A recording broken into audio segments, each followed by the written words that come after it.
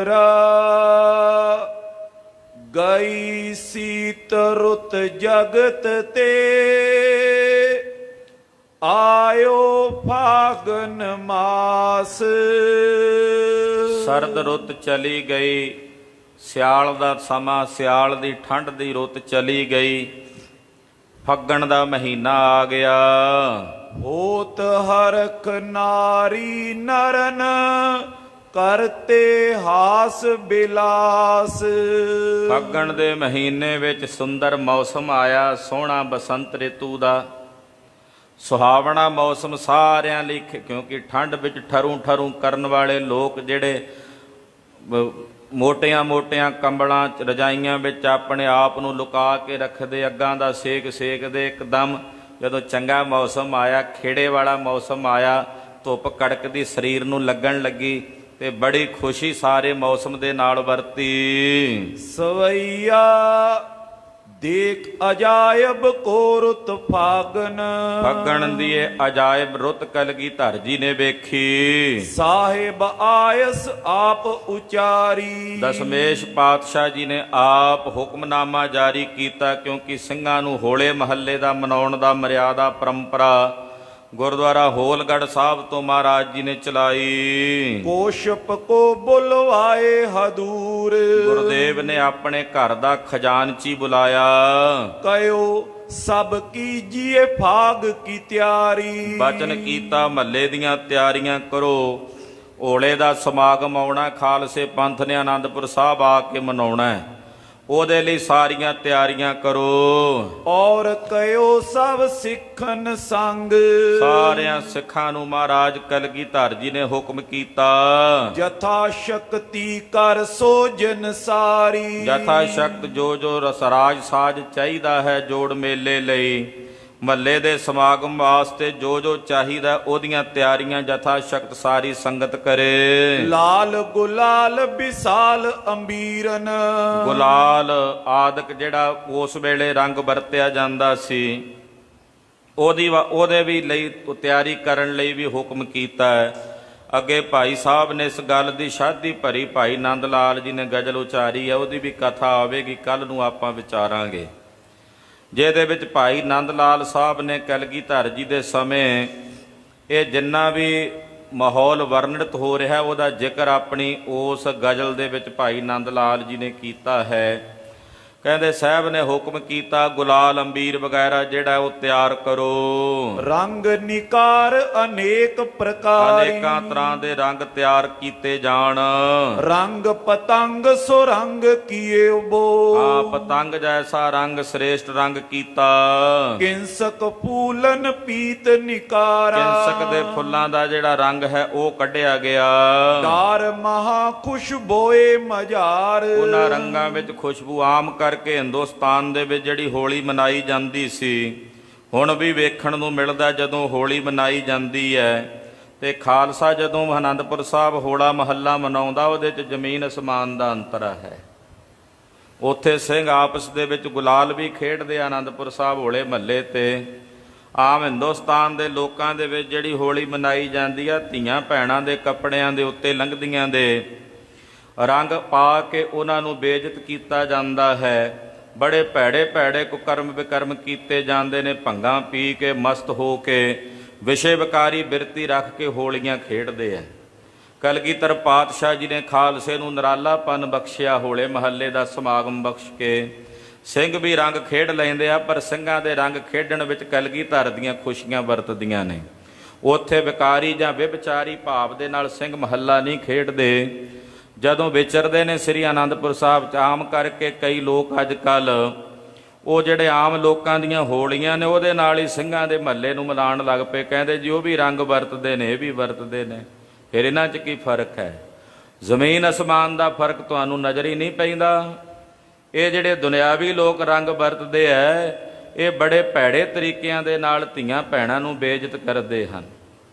ਉੱਥੇ ਜੋ ਸਿੰਘ ਵਰਤਦੇ ਨੇ ਉਹ ਇੱਕ ਦੂਜੇ ਨਾਲ ਪ੍ਰੇਮ ਪ੍ਰਗਟਾਵਾ ਕਰਦੇ ਹਨ, ਆਪਣੇ ਹਿਰਦੇ ਦਾ ਪ੍ਰੇਮ ਭਾਵ ਸਫੁਰਤ ਕਰਦੇ ਨੇ, ਖਾਲਸੇ 'ਚ ਏਕਤਾ ਇਕਜੁੱਟਤਾ ਦਾ ਭਾਵ ਪ੍ਰਗਟ ਕਰਦੇ ਹਨ।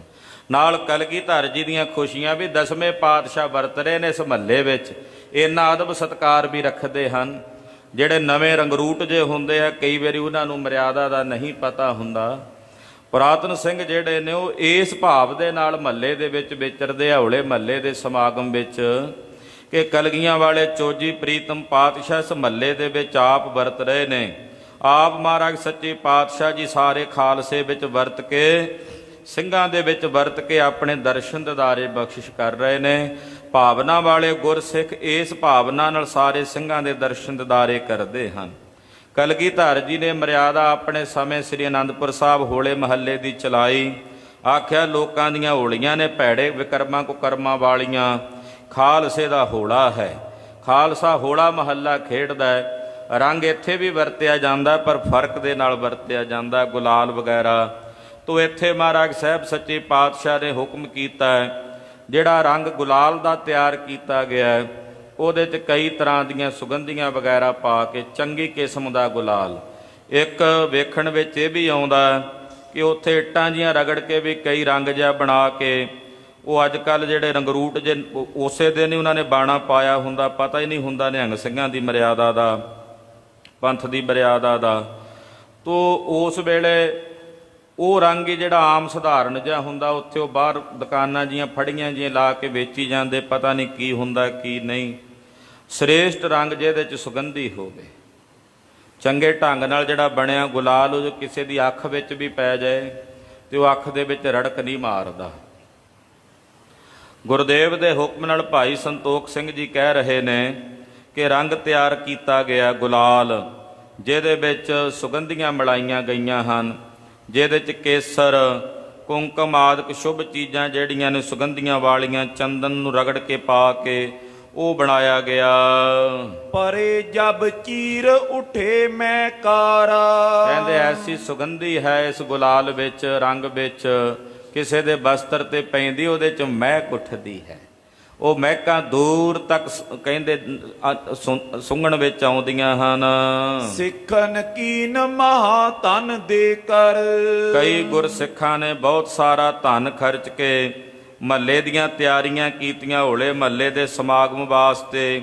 ਕਿਸੇ ਨੇ ਲੰਗਰ ਦੇ ਪ੍ਰਬੰਧ ਕੀਤੇ ਨੇ, ਕਿਸੇ ਨੇ ਹੋਰ ਕਈ ਤਰ੍ਹਾਂ ਦੇ ਸੰਗਤਾਂ ਦੇ ਰਹਿਣ ਸਹਿਣ ਦੇ ਪ੍ਰਬੰਧ ਕੀਤੇ ਹਨ। ਆਪ ਆਪਣੇ ਥਾਨ ਸੁਧਾਰਾ, ਆਪੋ ਆਪਣੇ ਥਾਂ ਜਿਹੜੇ ਨੇ ਸਿੰਘਾਂ ਨੇ, ਕਿਉਂਕਿ ਆਨੰਦਪੁਰ ਸਾਹਿਬ ਦੇ ਵਿੱਚ ਹੁਣ ਵੀ ਬਹੁਤ ਸਾਰੇ ਸਿੰਘਾਂ ਦੇ ਘਰਾਂ ਵਿੱਚ ਸਿੰਘਾਂ ਦੇ ਉਤਾਰੇ ਹੁੰਦੇ ਨੇ, ਕਿਉਂਕਿ ਇੰਨੀ ਸੰਗਤ ਦੇ ਰਹਿਣ ਸਹਿਣ ਦਾ ਪ੍ਰਬੰਧ ਜਿਹੜਾ ਉਹ ਸਰਾਵਾਂ ਵਿੱਚ ਜਾਂ ਹੋਰ ਥਾਵਾਂ ਤੇ ਨਹੀਂ ਹੋ ਸਕਦਾ।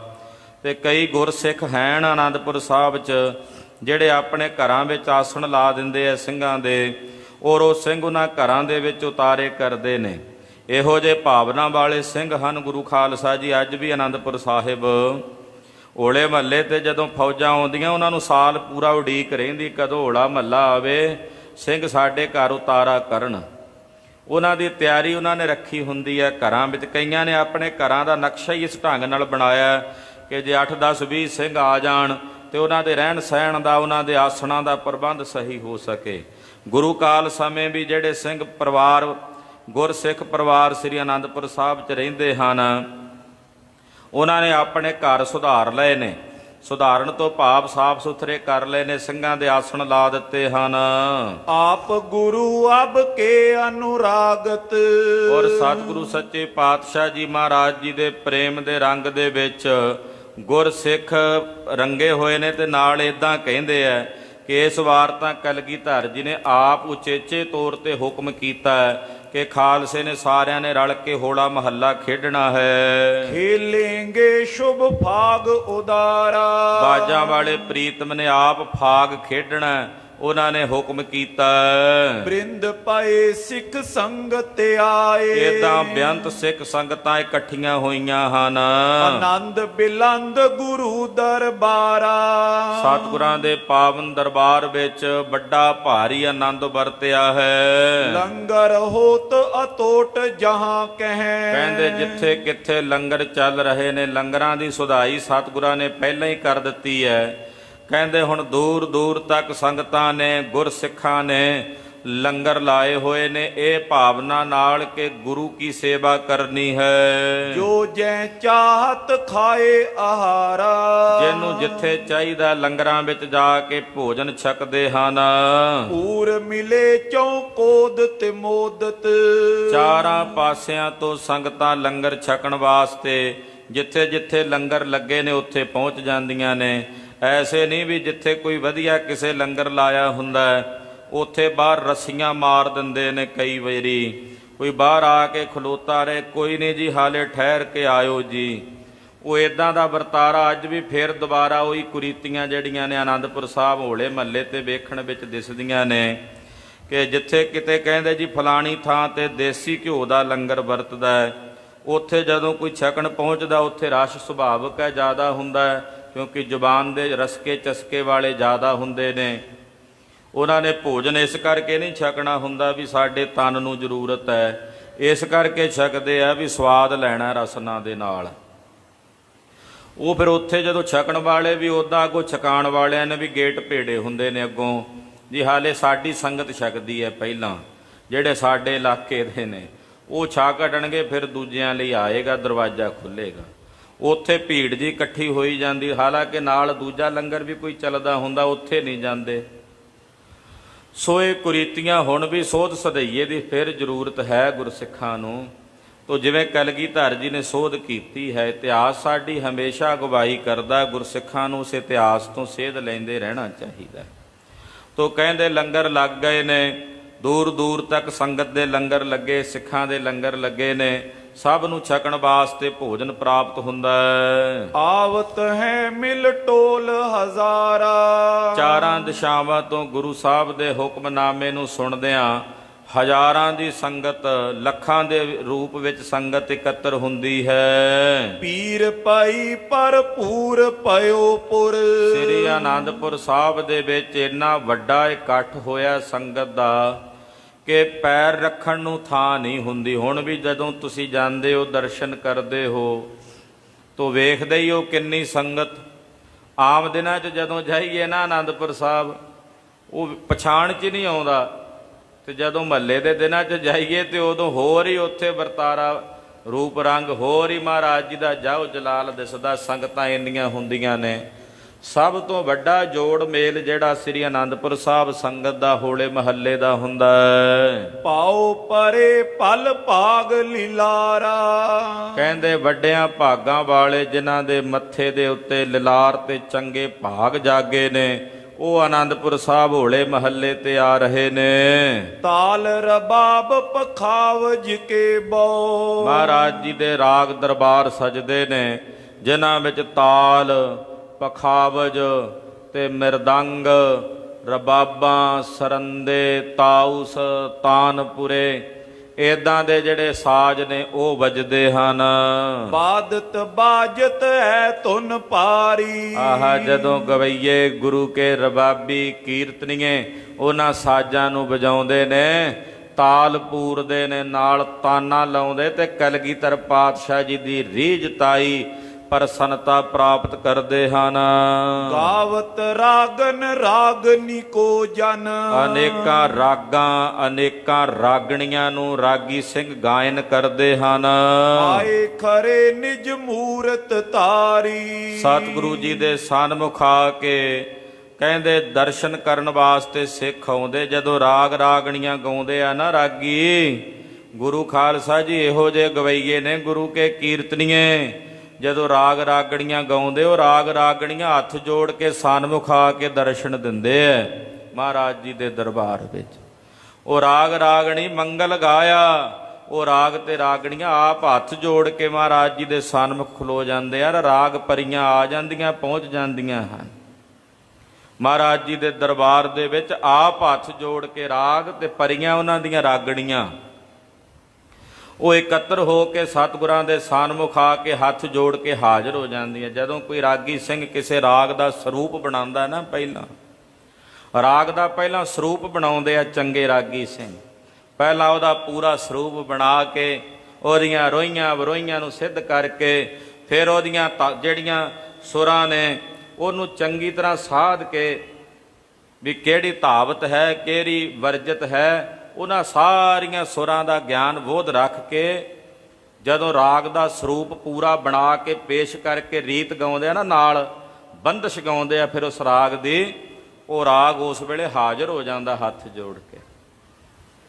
ਉਹ ਰਾਗ ਸਨਮੁਖ ਆ ਜਾਂਦਾ ਉਸ ਵੇਲੇ ਹੱਥ ਜੋੜ ਕੇ।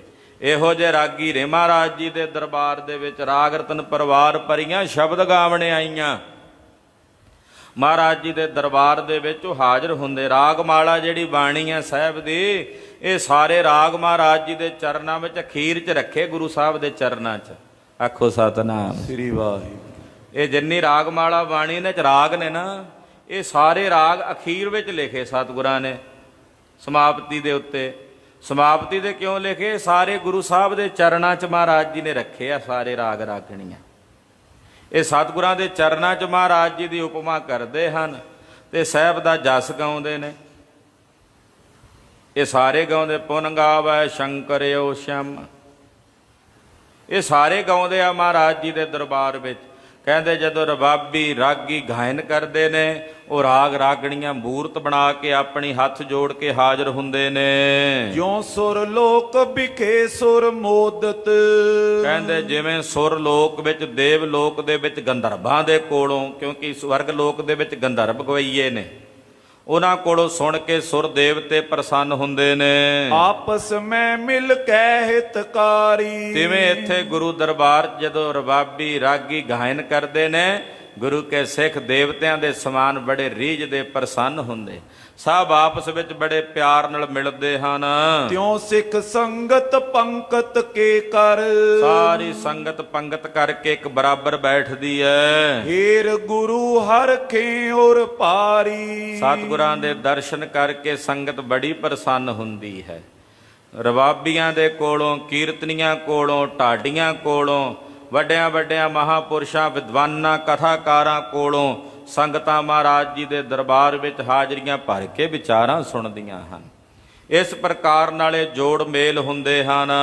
ਬਾਜਤ ਹੈ ਸਿੰਘਪੁਰ ਕਿਠੌਰਨ, ਮਹਾਰਾਜ ਜੀ ਦਾ ਜਿਹੜਾ ਸਿੰਘਪੁਰ ਹੈ ਉੱਥੇ ਵੱਜ ਰਹੇ ਨੇ। ਕੀ ਵੱਜ ਰਹੇ ਨੇ ਦੱਸਦੇ ਨੇ? ਨੋਬਤ ਸ਼੍ਰੋਣੇ ਆਨੰਦ ਉਪਾਵੇ, ਨੌਬਤਾਂ ਵੱਜਦੀਆਂ ਜੋ ਖੁਸ਼ੀ ਦਾ ਪ੍ਰਤੀਕ ਨੇ, ਉਹ ਨੌਬਤਾਂ ਦੂਰ ਤੱਕ ਸੁਣਾਈ ਦਿੰਦੀਆਂ ਵੱਜਦੀਆਂ ਹੋਈਆਂ ਮਹਾਰਾਜ ਜੀ ਦੇ ਸਿੰਘਪੁਰ ਦਰਵਾਜ਼ੇ ਤੇ। ਝੰਡੇ ਉਚੇਰੇ ਖਰੇ ਬੋਝੂਲਤ, ਮਹਾਰਾਜ ਜੀ ਦੇ ਨਿਸ਼ਾਨ ਉੱਚੇ ਉੱਚੇ ਝੂਲਦੇ ਸ਼ੋਭਨੀਕ ਹੁੰਦੇ ਹਨ। ਤੌਂਸੇ ਤੁੰਕਾਰਤ ਨਾਦੀ ਉਠਾਵੇ, ਤੌਂਸੇ ਨਗਾਰੇ ਵੱਜਦੇ ਨੇ, ਨਗਾਰਿਆਂ ਦੀ ਆਵਾਜ਼ ਸੁਣਾਈ ਦਿੰਦੀ ਹੈ। ਹੋ ਤੇ ਉਛਾਹ ਜਹਾਂ ਕੈ ਡੋਲਤ, ਜਿੱਥੇ ਕਿੱਥੇ ਵੇਖੀਏ ਭਾਰੀ ਉਤਸ਼ਾਵ, ਭਾਰੀ ਚਾਅ ਗੁਰ ਸਿੱਖਾਂ ਵਿੱਚ ਨਜ਼ਰੀ ਪੈਂਦਾ ਹੈ। ਬੋਲਤ ਹੈ ਜੈਕਾਰ ਸੁਨਾਵੇ, ਸਾਰਿਆਂ ਦੀ ਰਸਨਾ ਤੇ ਗੁਰੂ ਕੀ ਜੈ ਜੈਕਾਰ ਹੈ, ਸਤਿਗੁਰਾਂ ਦੀ ਜੈ ਜੈਕਾਰ ਹੈ। ਮੇਲ ਸਕੇਲ ਪਇਓ ਰੰਗ ਮੇਲਤ, ਏਦਾਂ ਸੰਗਤਾਂ ਦਾ ਵੱਡਾ ਭਾਰੀ ਮੇਲ ਸਕੇਲ ਇਕੱਤਰ ਹੋਇਆ ਹੈ। ਪੀਰ ਤਕੇਲਤ ਪੇਲਤ ਜਾਵੇ, ਕਹਿੰਦੇ ਸੰਗਤ ਬਹੁਤ ਜ਼ਿਆਦਾ, ਕਈ ਵਾਰੀ ਭੀੜ ਇੰਨੀ ਜ਼ਿਆਦਾ ਹੈ, ਉਸ ਭੀੜ ਵਿੱਚ ਕਈ ਵਾਰੀ ਧੱਕਾ ਵੀ ਵੱਜਦਾ ਹੈ। ਉਸ ਵੇਲੇ ਖਿਜਣਾ ਨਾ ਚਾਹੀਏ। ਪਹਿਲੀ ਗੱਲ ਤਾਂ ਸੰਜਮ ਰੱਖਣਾ ਚਾਹੀਦਾ ਹਰ ਇੱਕ ਨੂੰ। ਜਦੋਂ ਇਦਾਂ ਬਹੁਤ ਜ਼ਿਆਦਾ ਇਕੱਠ ਹੁੰਦਾ ਹੈ, ਸੰਜਮ ਹੋਵੇ। ਮੰਨ ਲਓ ਜੇ ਕਿਸੇ ਨੂੰ ਕੋਈ ਧੱਕਾ ਲੱਗ ਵੀ ਗਿਆ ਤਾਂ ਗੁੱਸੇ ਨਾਲ ਲੜ ਨਾ ਪਵੇ। ਇਹ ਸਮਝੇ ਗੁਰੂ ਕੇ ਸਿੱਖਾਂ ਦਾ ਸੰਗਤ ਦਾ ਧੱਕਾ ਲੱਗਾ, ਮੈਨੂੰ ਹੁਣ ਜੰਮਾਂ ਦਾ ਧੱਕਾ ਨਹੀਂ ਖਾਣਾ ਪਏਗਾ। ਖਬਰੇ ਉਹ ਧੱਕਾ ਕੱਟਿਆ ਗਿਆ ਜਿਹੜਾ ਜੰਮਾਂ ਵੱਲੋਂ ਪੈਂਦਾ ਹੈ। ਤੋ ਇਸ ਪ੍ਰਕਾਰ ਨਾਲ ਕਹਿੰਦੇ ਧਕੇਲ ਭਾਈ ਸਾਹਿਬ ਲਿਖ ਰਹੇ ਵੀ ਕਈ ਵਾਰੀ ਕਿਸੇ ਨੂੰ ਧੱਕਾ ਪੈਂਦਾ, ਫਿਰ ਵੀ ਉਹ ਮਹਾਰਾਜ ਜੀ ਦੇ ਦਰਬਾਰ ਵਿੱਚ ਬੜੇ ਸੰਜਮ ਨਾਲ, ਬੜੇ ਠਰਮੇ ਨਾਲ ਗੁਰੂ ਦਰਬਾਰ ਵਿੱਚ ਦਰਸ਼ਨ ਕਰਨ ਨੂੰ ਪੁੱਜਦੇ ਨੇ। ਲੰਮੀਆਂ ਲਾਈਨਾਂ ਲੱਗੀਆਂ ਹੁੰਦੀਆਂ ਨੇ, ਪਰ ਫਿਰ ਵੀ ਸੰਜਮ ਰੱਖ ਕੇ ਬੜੇ ਠਰਮੇ ਨਾਲ ਗੁਰੂ ਦਰਬਾਰ ਵਿੱਚ ਗੁਰਸਿੱਖ ਹਾਜ਼ਰੀਆਂ ਭਰ ਰਹੇ ਨੇ। ਹੋਲੇ ਮਹੱਲੇ ਦਾ ਸਮਾਗਮ ਜਿਵੇਂ ਮਨਾਇਆ ਜਾ ਰਿਹਾ ਹੈ, ਤੇ ਭਾਈ ਸਾਹਿਬ ਭਾਈ ਨੰਦ ਲਾਲ ਸਾਹਿਬ ਉੱਥੇ ਗਾ ਰਹੇ ਨੇ, ਗੁਲੇ ਹੋਲੀ ਬਬਾਗੇ ਦਹਿਰ ਬੂ ਕਰਦ। ਉਹ ਜਿਹੜੀ ਗਜ਼ਲ ਭਾਈ ਸਾਹਿਬ ਨੇ ਗਾਈ ਹੈ ਫਾਰਸੀ ਦੇ ਵਿੱਚ ਲਿਖੀ ਹੋਈ, ਉਹ ਵੀ ਆਪਾਂ ਕੱਲ੍ਹ ਨੂੰ ਵਿਚਾਰਾਂਗੇ। ਗੁਰੂ ਪਾਤਸ਼ਾਹ ਦਾ ਜਸ ਕਥਨ ਕਰਦਿਆਂ ਹੋਈਆਂ ਭੁੱਲਾਂ ਚੁੱਕਾਂ ਦੀ ਖਿਮਾ। ਵਾਹਿਗੁਰੂ ਵਾਹਿਗੁਰੂ ਵਾਹਿਗੁਰੂ ਵਾਹਿਗੁਰੂ।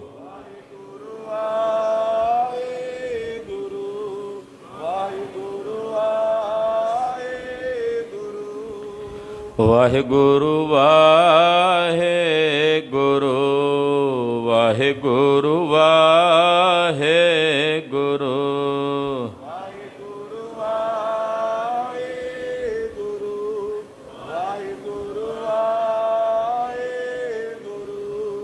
ਵਾਹਿਗੁਰੂ ਵਾਹਿਗੁਰੂ